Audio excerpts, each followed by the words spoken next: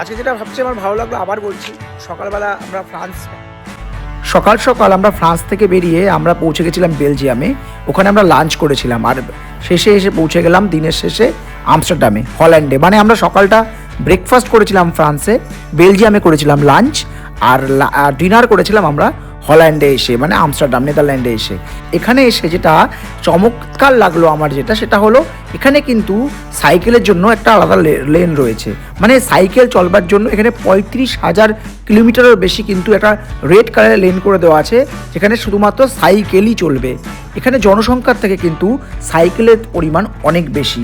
মানে সমস্ত যোগাযোগ ব্যবস্থায় কিন্তু এখানে সাইকেলের মাধ্যমেই ম্যাক্সিমামটা হয়ে থাকে। জানা যায় যে এখানকার জনসংখ্যা 1,75,00,000 হলেও সাইকেলের সংখ্যা 2,30,00,000-এরও বেশি। মানে বিষয়টা বুঝতে পেরেছেন? এই বিষয়ে একটি বিস্তারিত ভিডিও আমার চ্যানেলে রয়েছে, অবশ্যই আমার চ্যানেল ভিজিট করুন আর ভিডিওটা দেখুন। টাটা।